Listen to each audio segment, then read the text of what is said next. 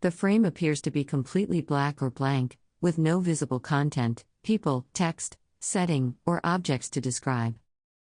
Many Voices, which is part of the traveling Lewis and Clark exhibit. We're the only national park that travels around the trail, so thank you very much for inviting us to your community. Many of you have seen other presentations here, so I'll keep the introduction short, but we also have a keelboat, and we also have an exhibit tent, and in the exhibit tent, if you would like to take a 37-minute audio tour, that's a really wonderful audio tour. If you want something shorter, there are also long and short scripts. And this Tent of Many Voices allows different people to come in and share different perspectives on what happened on the expedition. And today we have Ms. Carolyn Gilman. She's going to be talking about the gifts of the Shoshone, and she's from the Missouri Historical Society. So let's give a warm welcome to Ms. Gilman.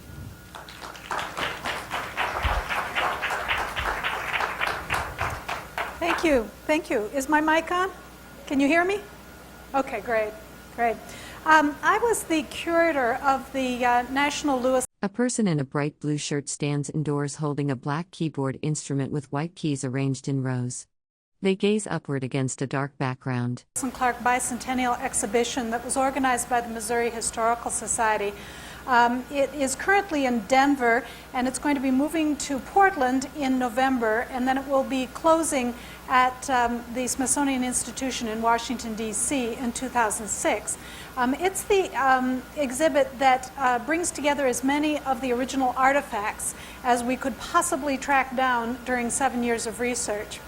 My job during the 7 years that we were planning the exhibit was to investigate all the objects that Lewis and Clark either brought with them or that they saw along the trail or that they collected and brought back from their journey.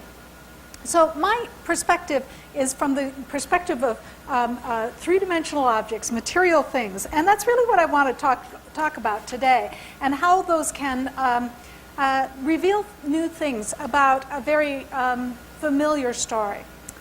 Now, when you read about the 19 days that the Corps of Discovery spent with the Shoshone Indians in August of 1805, it sounds like one continual exchange of gifts. Gifts were really the kind of universal translators between the two groups. They were like social solvents that dissolved the cultural boundaries. Now, this really isn't a very surprising fact because in Indian nations all across this country, gifts were essential to all diplomatic encounters.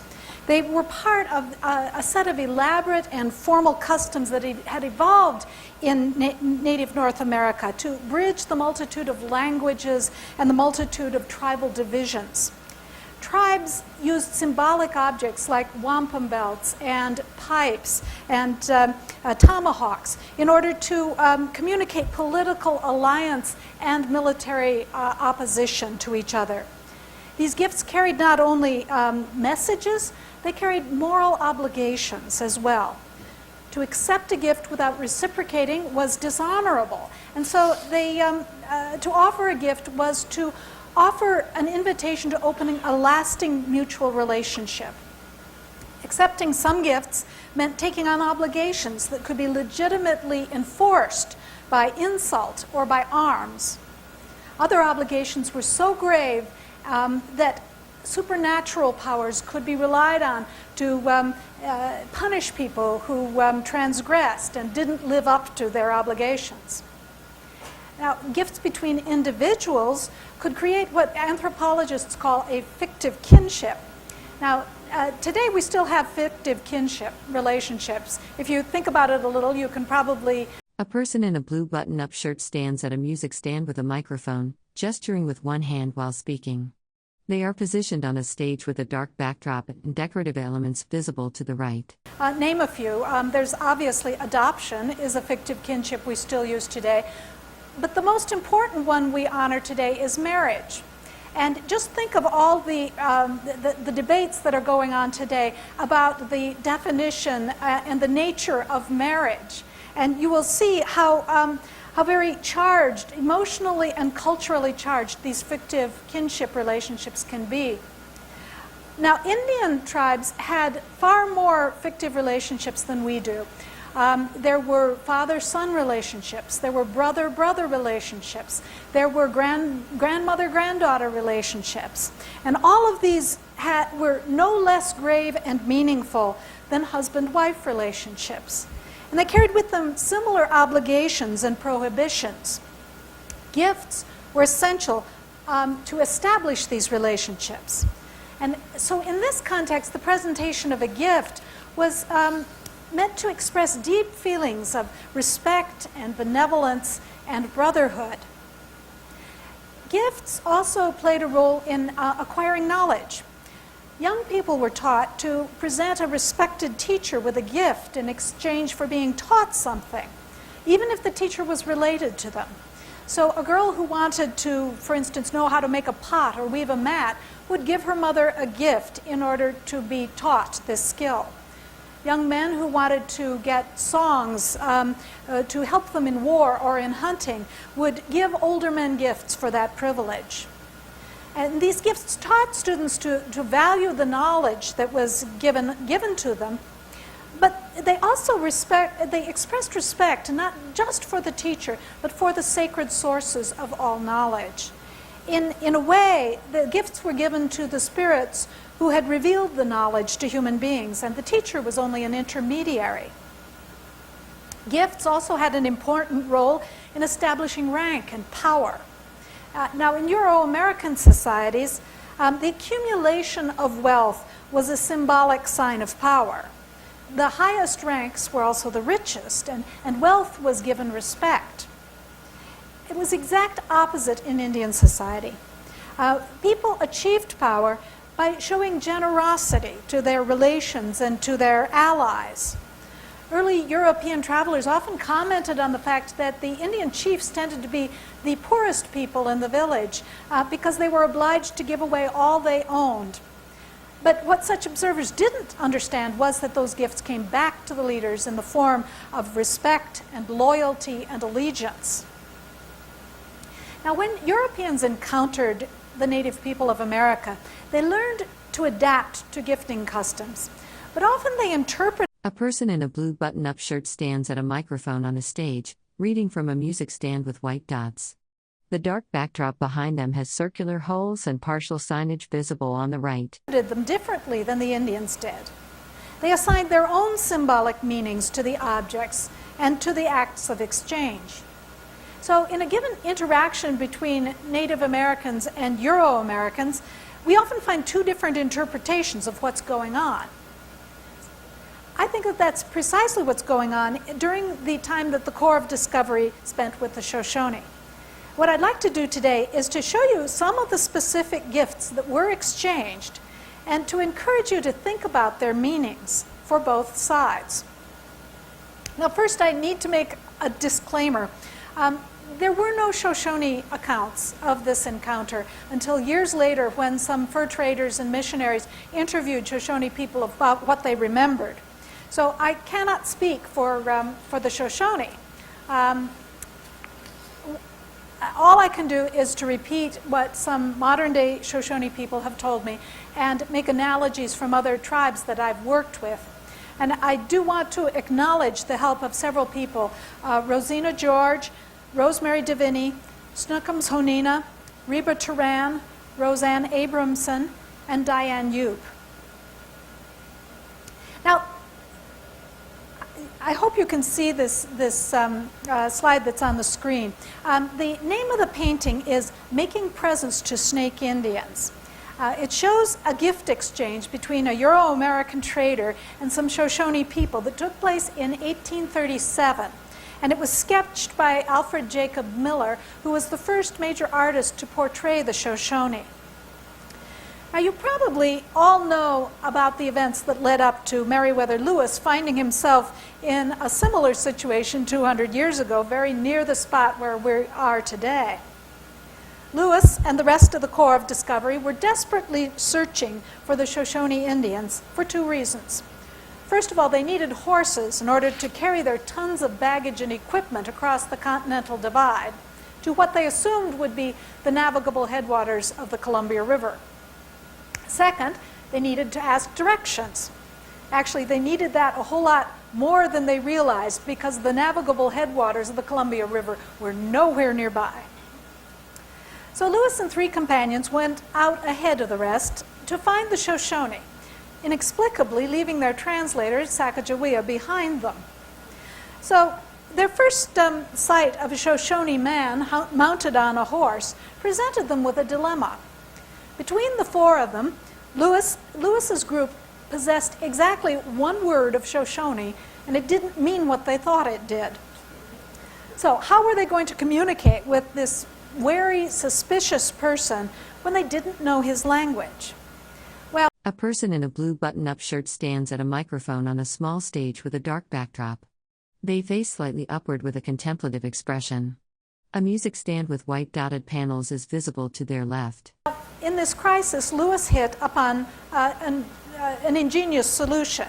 He had to improvise, so what he decided to use was use a symbolic object. And what he used was a blanket. Now this is not the exact blanket he used, obviously, but it's probably very much like it. He got his blankets at the Philadelphia Arsenal, and this type, which is called a rose blanket, was standard military issue in 1803. This particular one probably dates to about the 1790s. Now this is how Lewis told the story. I discovered an Indian on horseback about 2 miles distant coming down the plain toward us. Unloosing my blanket from my pack, I made the signal of friendship, which is by holding the mantle or robe in your hands at 2 corners and then throwing it up in the air higher than the head, bringing it to the earth as if in the act of spreading it. This signal of the robe has arisen from a custom amongst all those nations of spreading a robe or skin for their guests. Now you'll notice that Lewis is very certain that he knows the meaning of this blanket gesture he's using. Despite this, the very next thing he writes is, this signal had not the desired effect. He suddenly turned his horse about, gave him the whip, leaped to the creek, and disappeared, and with him vanished all my hopes of obtaining horses. So we have to ask ourselves, what went wrong? Well, when you look into it, you find that blankets did in fact convey many meanings, many messages in Indian society. But sometimes those messages were no more translatable than language was. And what I did was I put together a little quiz to see if we can do any better than Lewis did. In about 1905, an Omaha man demonstrated the robe language of his tribe for an anthropologist, and she took photographs. This is the first of the photographs. Now, if you saw this man, I hope you can see him. If you saw this man, what message do you think he is trying to convey by the way he's wearing his robe? What mood or state of mind do you think that he's trying to inform you of? Anybody? Any guesses?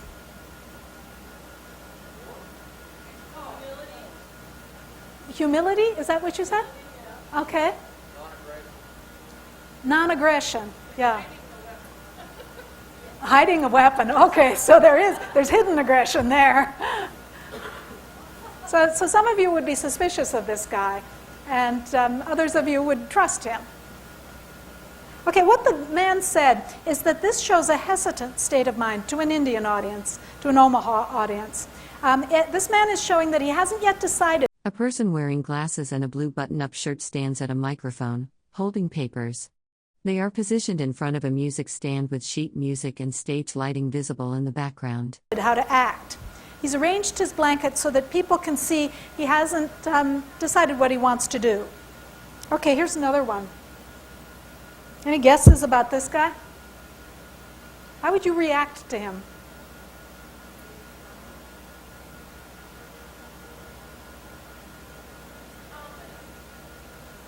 Say? He's confident. Okay. Anybody else? Leader. He's a leader. Okay, you're getting this one much better.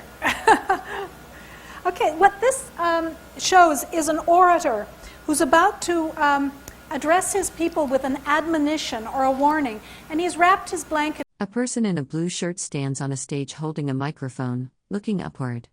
Behind them is a music stand and stage lighting, with decorative elements including plants and yellow architectural details visible in the background. In a stern and formal way to show them that there's an admonition coming. Okay, this is the hard one. I would never know how to interpret this. And if you saw this, what would you think?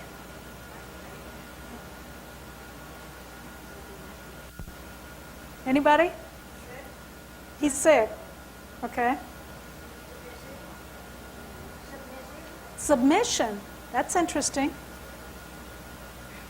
If I saw this, I would think mortification or shame.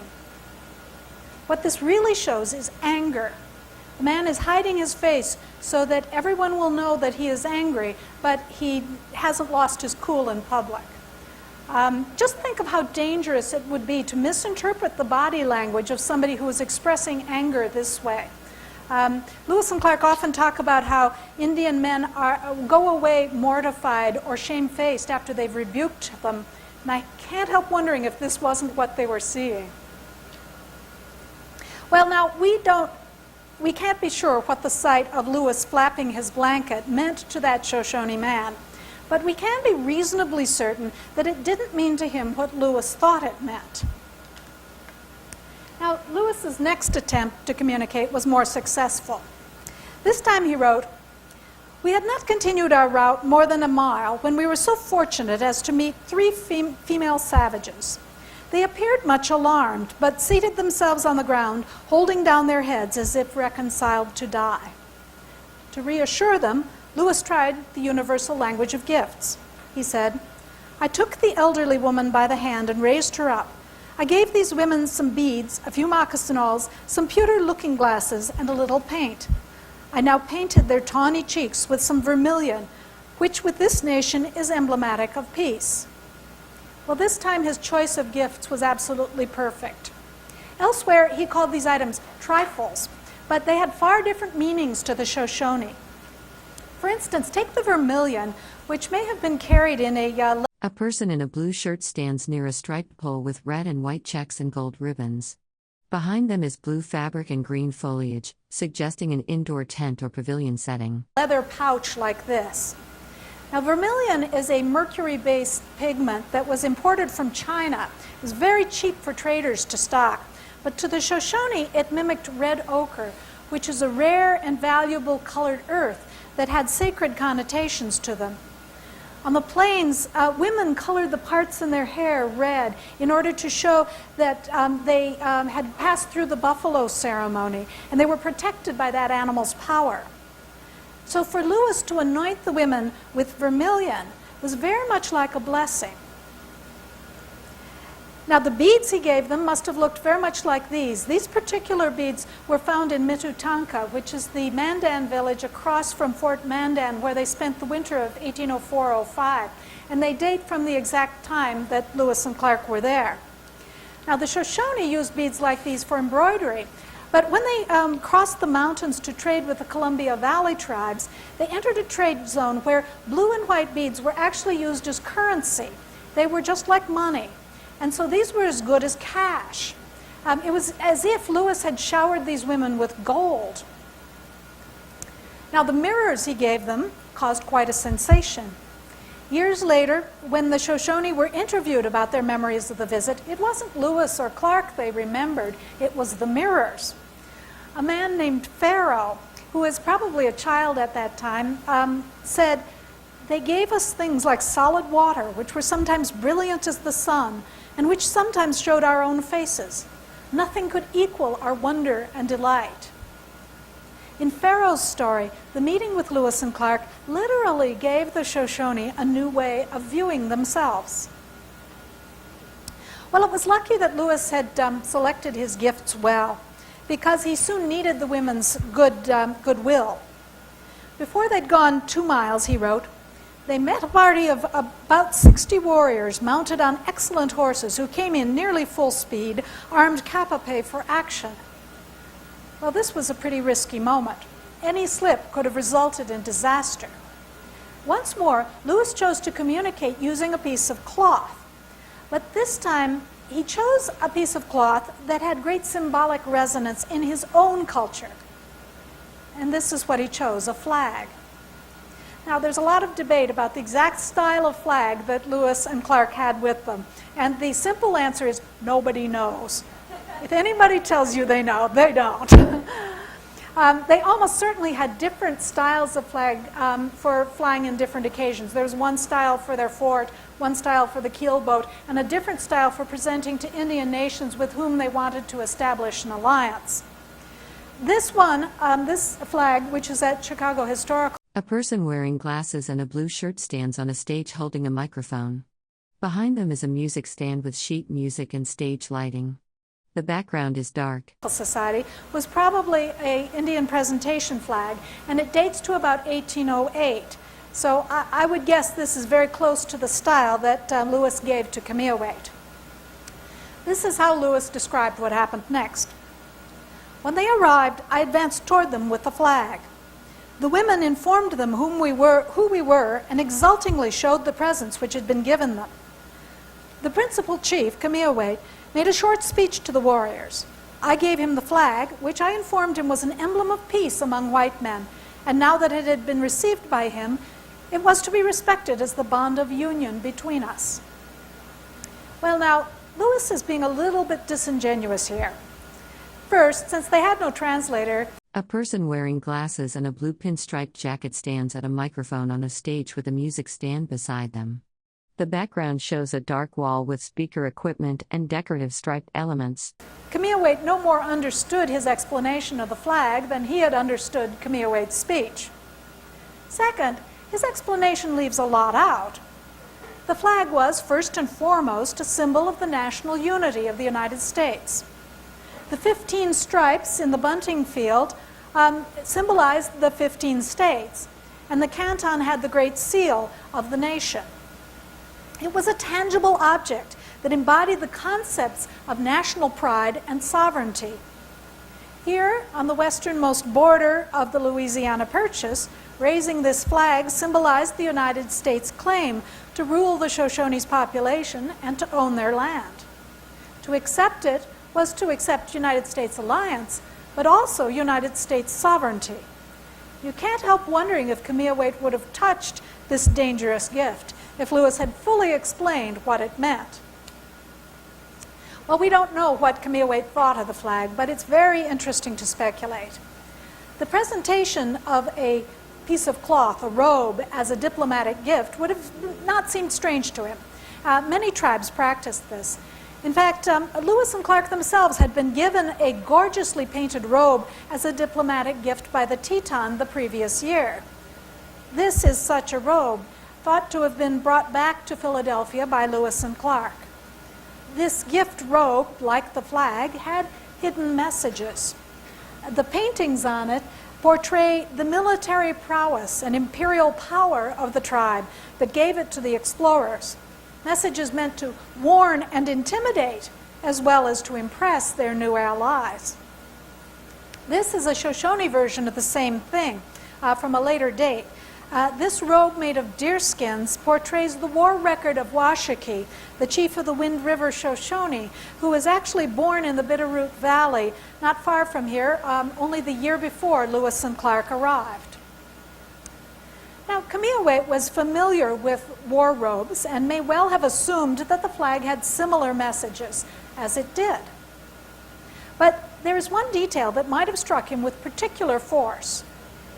Look again at the canton of the flag. A person wearing glasses and a blue shirt sits at a table with electronic equipment featuring illuminated buttons. Behind them is a large decorative letter U and a brown wall with mounted speakers.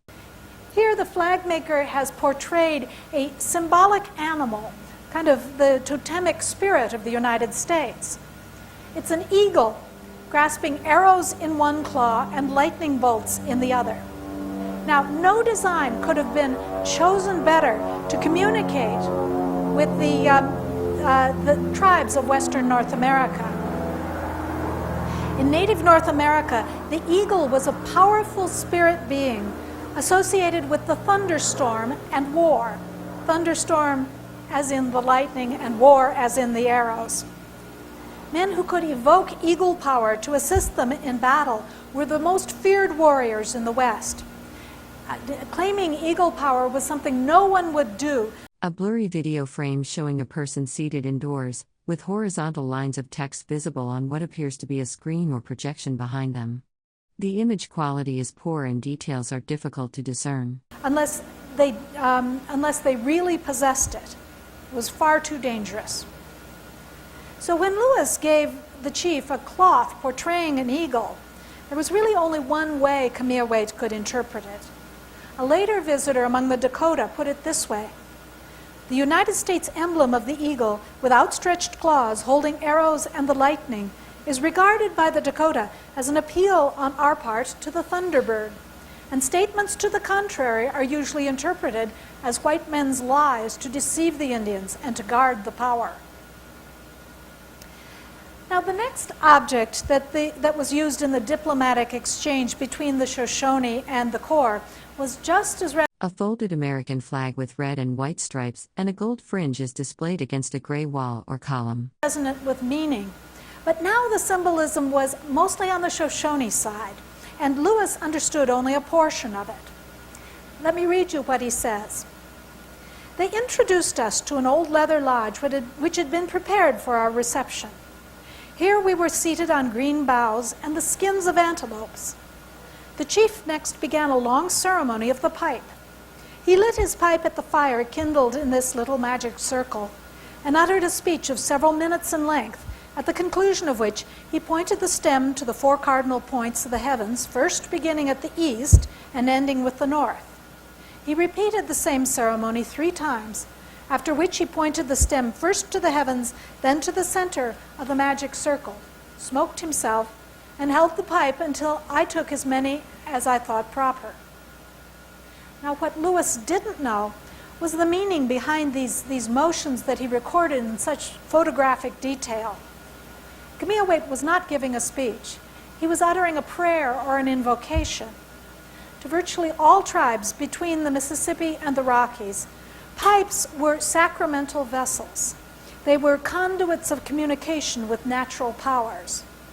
Pipe ceremonies were rituals of social communion, which adopted outsiders into the very heart of tribal culture.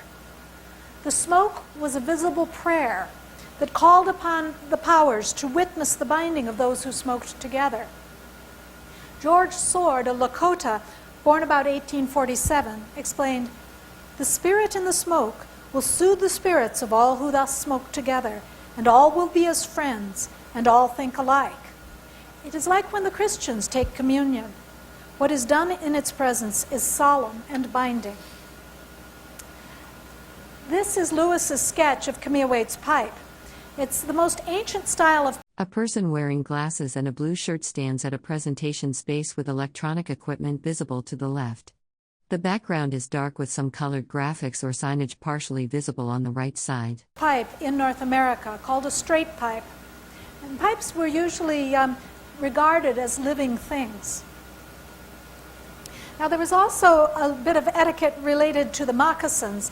Lewis learned that he had to take off his moccasins in order to show respect to the pipe. These are not Shoshone moccasins, but they exactly match Lewis's description of Shoshone moccasins. They're soft-soled with one seam along the outer edge. Now, Cameahwait's people would normally have showered their guests with gifts, since that was customary. But at the moment when Lewis encountered them, they were in desperate circumstances. Only weeks before, they had been attacked by the Blackfeet, whom they called Pockies. They had had to flee, leaving all their belongings behind to be looted by their enemies. Now they were refugees and had almost nothing to give. And yet, Lewis records how they presented the last remnants of food that they possessed to the guests in order to make them feel welcome. The most poignant story about Shoshone gifting was told by Clark a week or so later. When he was leading a party down the Salmon River, Clark came across an isolated family that knew nothing about the arrival of these visitors. When they were surprised by a large party of armed men, the desperate parents, quote, offered everything they possessed, which was very little to us. The first offer of theirs were elk's tusks from around their children's necks. Now, to appreciate this, you have to know that elk teeth were emblems of endurance, and parents gave them to their children in order to express hope that they would bring long life. So the Shoshone parents were offering Clark the gift of long lives that they had given to their children in order to appease him. These elk teeth are probably Shoshone, but they date from a later period. Now, in better circumstances, the Shoshone were well-to-do people who had A person in a blue-collared shirt stands at a microphone against a dark background. Electronic equipment with illuminated buttons is visible to their left, and decorative striped panels appear on the right side of the frame. Resources of both the plains and the mountains at their disposal. Lewis spent the next few days recording in his journal their styles of clothing, arms, horse gear, and tools. Among the things that he saw were roots folded in as many parchment hides of buffalo. By parchment, what he meant was parfleche, like this container, which is painted in a typical Shoshone style. A parfleche was like a suitcase that they used to transport their many belongings. When it was hung on a horse, the long fringes on this parfleche would swish elegantly to and fro. But Lewis had come for horses, and he needed to persuade the Shoshone to accompany him back across the Continental Divide to the headwaters of the Missouri, where the rest of the expedition was laboring upstream with all their equipment. And this was not very easily done. Rumors had been circulating that he and his men, quote, were in league with the Pawkees and had come on in order to decoy them into an ambuscade. So what he promised them? Gifts. He told them that white men would come with an abundance of guns and every other article necessary to their defense and comfort. Well, the mounted men who set out with Lewis to meet the rest of the expedition were still wary and suspicious. And as they neared the headwaters of the Missouri, the warriors began to criticize Cameahwait for leading them into danger. And even the chief himself began to suspect a trap. So in this moment of uncertainty, Cameahwait made a decision to test Lewis's character by giving him what may have been the most valuable thing Cameahwait possessed. It was a gift that expressed both brotherhood and caution at the same time. After receiving it, only the most dishonorable man would have betrayed him. Lewis said, "The chief with much ceremony put tippets about our necks, such as they themselves wore. I readily perceived that this was to disguise us."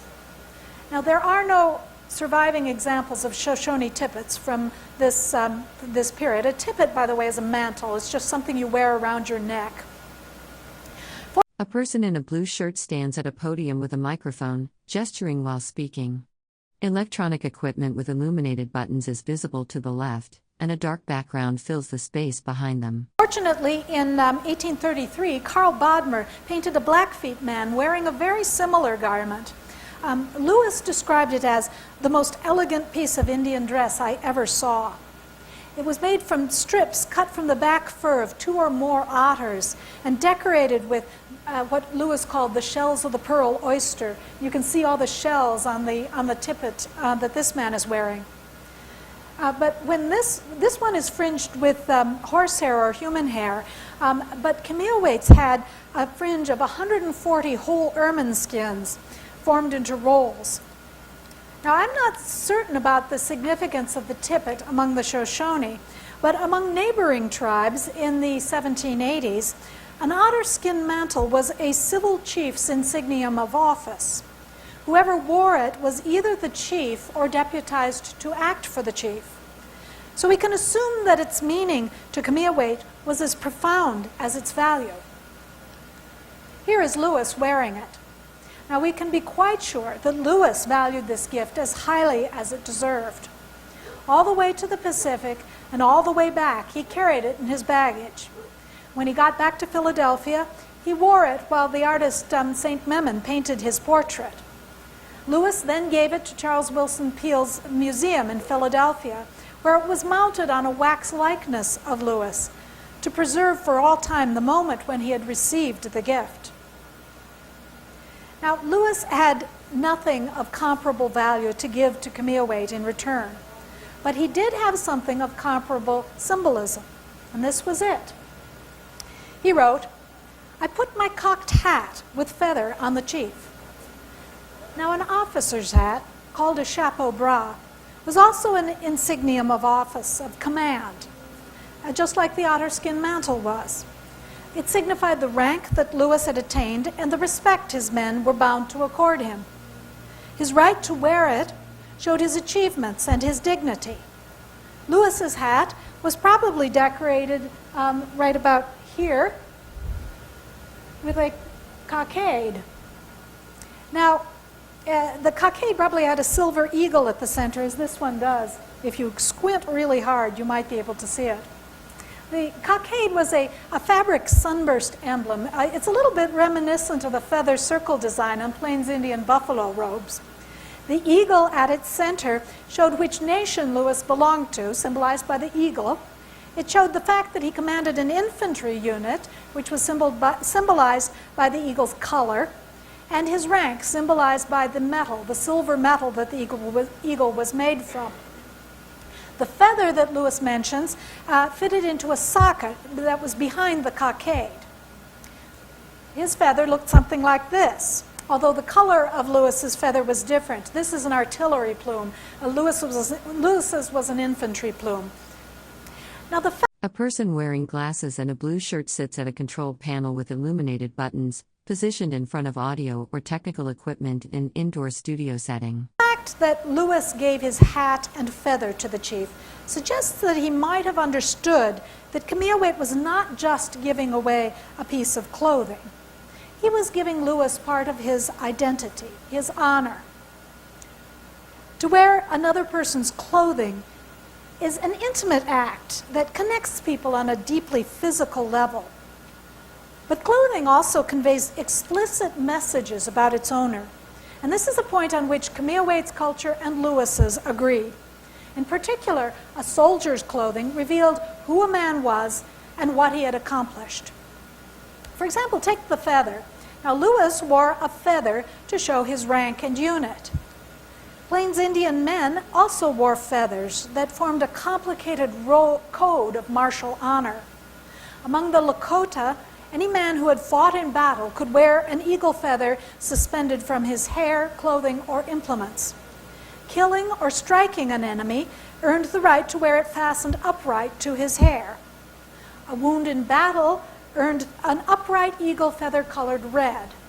One like this, which is notched on the sides, indicated that the man had done deeds of desperate daring in the presence of an enemy. And it was worn dangling from the forelock or from the ear. Now, this feather, by the way, is from the collection that includes the Peale Museum artifacts. Lewis and Clark gave several eagle tail feathers used in ornamental and warlike dresses to the museum, and this could very well be one of them. It's from the Peabody Museum today. Now, another symbol of heroism that Lewis and Clark collect. A person in a blue shirt stands at a podium with illuminated buttons, positioned in front of a dark background. Yellow and red striped designs are visible to the right side of the frame. Was this stunning necklace of bear claws. It's the one that was recently found in the storerooms of the Peabody Museum, where it had been miscatalogued and so lost for about 100 years. They just found it in December of 2003. Now, we don't know what tribe it belonged to, but Lewis's main description of bear claw necklaces came among the Shoshone. He wrote that they were worn only by, quote, warriors or such as esteem themselves brave men. It is esteemed by them an act of equal celebrity, the killing one of these bear or an enemy. Lewis also described the Shoshone war shirt, which he called a commodious and decent garment. Now, we have no shirts that we can positively identify as Shoshone from this period, but this shirt is the... A person wearing glasses and a blue shirt stands at a microphone on a stage. Behind them are various objects including what appears to be electronic equipment and decorative elements with yellow and red coloring. Closest I've been able to come by. It matches Lewis's description perfectly, and it was collected by a cousin of the explorer Alexander Mackenzie in the 1790s, probably in this area. Now, the paintings on it gave its owners war honors. From it, we learned that this fearsome man counted coup on 2 armed enemies and killed 34 people with his spear. The fringe on the shirt is human hair, symbolizing enemy scalps, although often the hair was given by friends and supporters to represent the man's responsibility to his kin. It would have been worn with leggings like this, painted with horizontal stripes symbolizing vanquished enemies. Lewis and Clark collected a pair of leggings that must have looked very much like this. Now, Euro-American men also went into battle dressed in regalia that symbolized their deeds and status. This is a reproduction of the captain's uniform for the 1st U.S. Infantry, such as Lewis would have worn. Now, it's full of symbols of rank, unit, nationality, and heritage. The epaulette, the gorget, the shoulder belt plate, the sash, the sword. However, there is a significant difference from the Indian war regalia. This was a uniform. That is, it was designed to make the warriors of an army look uniform or all the same. It didn't advertise their individual deeds so much as obliterate their differences. Their clothing shows the fact that when Europeans fought, they acted not as individual warriors, but as a coordinated group following orders. Now, the exchange of clothing between Lewis and Camille Waite was a critical moment at establishing trust between the Corps and the Shoshone. Symbolically, Lewis and Camille Waite had done more than wear each other's garments. They had exchanged identities. This fact was confirmed later when Camille Waite gave away his name to his visitor. Lewis seems to have sensed the profundity of the chief's gesture. He described himself in his Shoshone regalia and commented, "I wanted no further addition to make me a complete Indian in appearance. The men followed my example, and we were soon completely metamorphosed." Listen to his language here. He is acknowledging a transformation. In this moment, he truly feels metamorphosed into a complete Indian. Now, I think that in this moment, Lewis really crossed a cultural divide, and it's very difficult to come back from across a divide like that unchanged. A week immersed in Shoshone world had left Lewis feeling uncertain of who. A person in a blue shirt stands on a stage with audio equipment visible in the background, including speakers and a microphone stand. They are looking off to the side. He was or ought to be. On his 31st birthday, 7 days after the first meeting, he looked inward, questioning his life.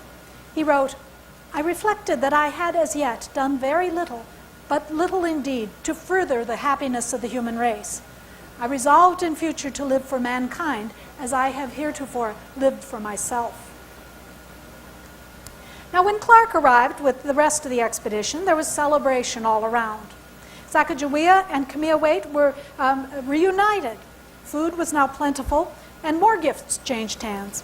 Clark wrote that Camille Waite welcomed him into a council and immediately tied to my hair 6 small pieces of shells resembling pearl, which is highly valued by these people. He was probably referring to abalone shell. These abalone ornaments were given by Lewis and Clark to the American Philosophical Society, and they could be the very ones that Camille Waite gave to Clark. This shows perhaps the most useful gift that the Shoshone gave to Lewis and Clark, information. This is Clark's route map showing Fortunate Camp, where the meeting happened. Now, the expedition's last gift to Camille Waite was as loaded with meaning as their first one had been. Lewis wrote, "We gave him a medal of the small size with the likeness of Mr. Jefferson, the President of the United States, in relief on one side, and clasped hands with a pipe and tomahawk on the other. We made them sensible of their dependence on the will of our government for every species of merchandise, as well as for their defense and comfort. and apprised them of the strength of our government and its friendly disposition toward them. All of these messages were embodied in the medal. Now, how Sacagawea translated Lewis's speech, we don't know. If she was tactful, she left out words like dependence. In a way, the whole episode had been one long exchange of mirrors. Each party looked at the other, and what they saw was their own faces reflected back in a new way. Sometimes their view was distorted by preconceptions, but sometimes the participants saw themselves in a new light. And this is really the gift that strangers can always give to us, to see our own actions and our beliefs outlined in stark contrast against the background of another culture. It was the most important gift that Camille Waite gave to Lewis, and fortunately, it's a gift that we can still continue to give to one another. Thank you.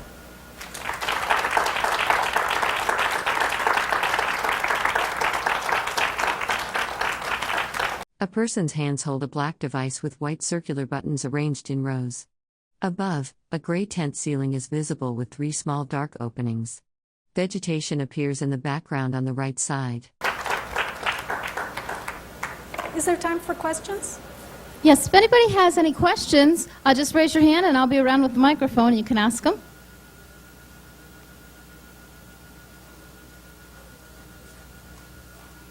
Carolyn, do we know where Sacagawea would have collected the ermine tails that she gave to Captain Clark at the Christmas at Fort Clatsop? No, I'm afraid I have no idea. There's a variety of places that you can speculate she got them, but we just don't know. Another beautiful example of gift giving. That was according to Euro-American customs. We give gifts on Christmas, and Sacagawea was conforming to the customs of the people she was among. Any other questions? Okay. Oh. Are all these gifts now in the Smithsonian Institute, or will be? No. The Smithsonian has only one, in their permanent collection, they have only one object related to Lewis and Clark. All the rest of these have come from other institutions, and they're not going to go to the Smithsonian if those museums have anything to say about it. There were over 60 institutions that loaned artifacts to our exhibition because the collection of Lewis and Clark has gotten just extremely scattered. And I have another hour-long lecture that I give on why that is and how they got scattered and where they are today. But just take it from me, they're in at least 60 institutions all across the country. Yeah. How come the statue of Sacagawea was placed in the rotunda of the capital of the building? We heard about that in the previous lecture. Were you here then? I gather, I didn't know about it, but I gather that it was at the instigation of the Mandan and Hidatsa tribe. And I would like to defend the Mandan and Hidatsa. I mean, in the previous lecture, we heard about them.